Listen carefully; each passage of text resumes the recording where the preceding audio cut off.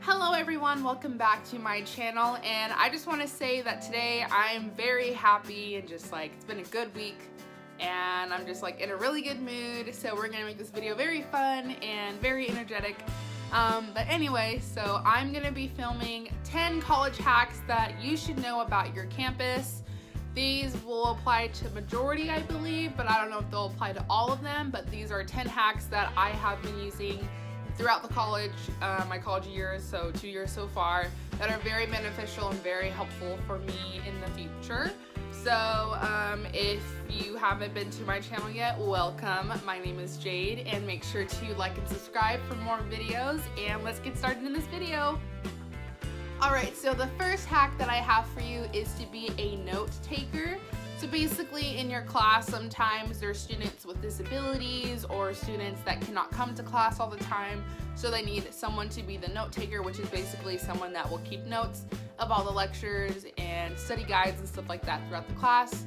At my college, when you are a student note taker, like a year after you do it, you will have priority registration, which is very important, especially if you're an impacted major like I am. Liberal studies is very impacted, and I'm always the last one to register. So by the time I go to register, all the classes that I needed are closed.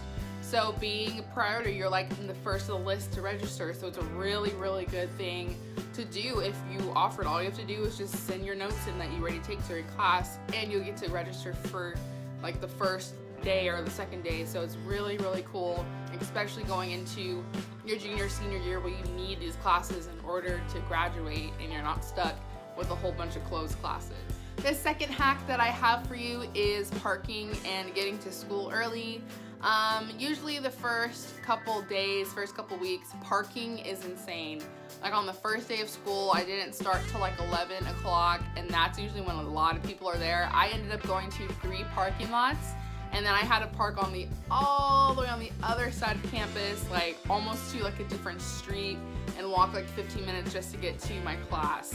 So parking is very, very crazy during school, especially if you're at a big college like I am. So always get there early. I always leave my house about an hour early before school starts, or before my class starts, just so I can find parking, and then I can take my time in walking to class and just sit and relax until my class starts. It's better to be early than to be late. Like if you leave 20 minutes before your class starts, you're not gonna find any parking, and if you do, you're gonna be like on way out there, so you have to walk all the way somewhere to get to your class. So be there early and you will find fantastic parking. Hack number 3 is to sit on the aisle seats or the front or like the very back. So that's where I tend to sit, just depending on the class that I'm in. If I'm like in a huge lecture hall, if I really don't hear my professor, I'll sit in the very front.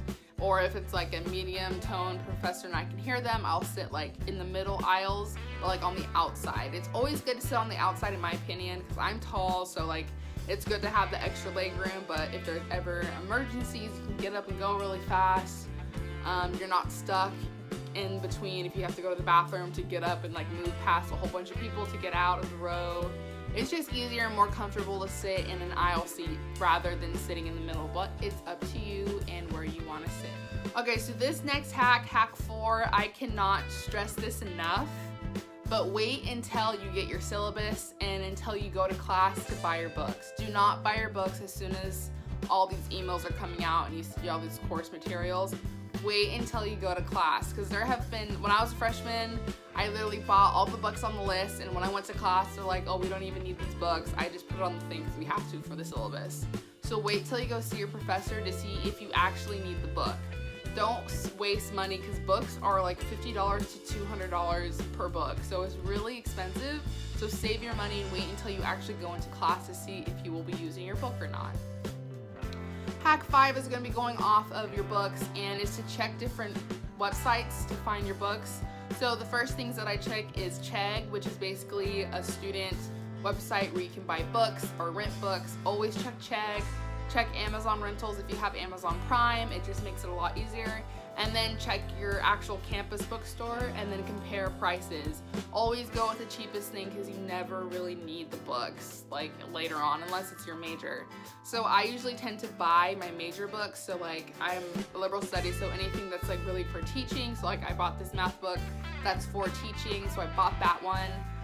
My minor is deaf studies, so I'll be learning sign language, so I bought like sign language books that I needed as well. But if it's just a general education class or a class that you're really not going to need in the future, just rent the books. You don't need to buy the books because it's a waste of money if you're never going to use it again. Unless you want to buy the books and then turn around and sell them for a profit, it's up to you. But always check 3 sites before you go and purchase a book, because sometimes online could be $10 and in your bookstore it could be like $50. So it really just depends on the type of book you're buying and when you buy it, but make sure you always check different places so you spend the least amount as you can. Alright, hack number 6. This is usually for incoming freshmen or juniors that are transferring, but always go to campus like 2 days before you start school just to see where your classes are, because college campuses are huge, so it's really hard when you have like back-to-back classes and you only have like 10 minutes to find your class. It's better to know at least the area that it's in, not really exactly the room that it's in, but like the area, so you know like, oh, I'm in this like all the way on the other side of campus, I need to go over here, but you're not scrounging and trying to look for this class and then you end up late and then you could be dropped because you're late and you're not there for roll.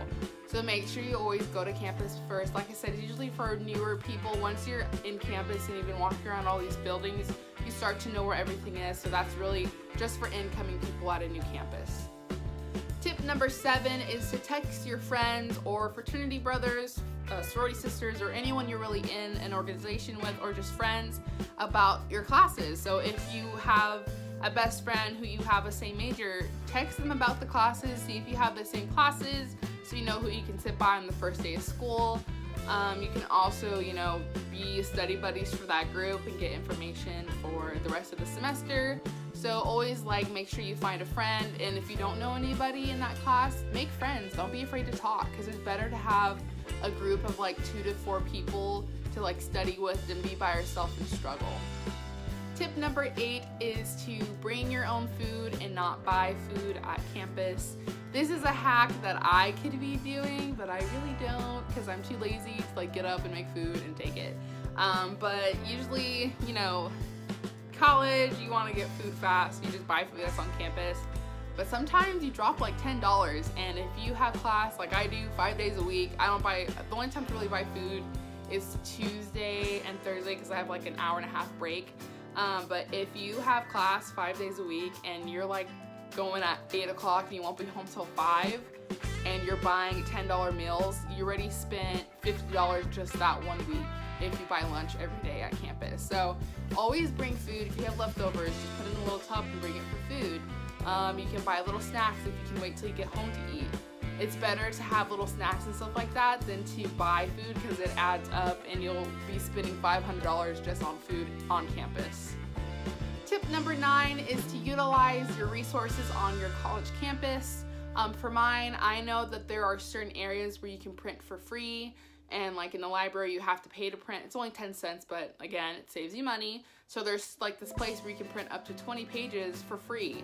So finding those little things will help you in the long run. Going downstairs in the basement and renting textbooks, just do an assignment instead of buying the book. Use the gym if you have a gym at your campus. You're paying for it, so use it.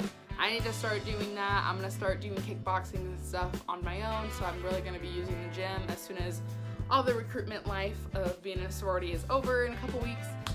So use the gym, use the healthcare facility. You're paying for all this stuff, use it if you can. It's good even if you're feeling down and need someone to talk to, go see a therapist, because we paid for that as well. So always utilize your free resources on campus, because you're really not going to get that in the real world. The last hack that I have for you is basically just having breaks between your classes. So I'll tell you my little schedule right here. So Mondays and Wednesdays, I go from class from 1:50, and then I have class from 2 to 3:15. So that one's just a short day where I just go to campus and then I leave. And then Friday I just have a class from 1 to 1:50, so go to campus, leave. But Tuesdays I have class from 9 to 10:50, and then 11 to 12:15, and then I have a break until 2. And the same as Thursday, but it's just 11 to 3:15.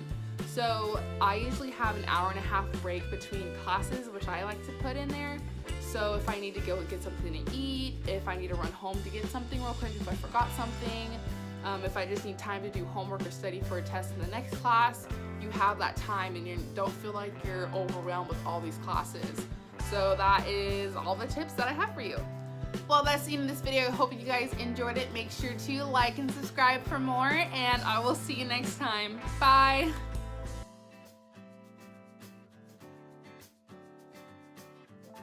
Hello everyone, welcome back to my channel, and I'm just going to be doing a part 2 of like my Greek life kind of thing. I'm just going to be talking about the terms and definitions that you may have heard from like surround Greek life and like what they mean and stuff like that.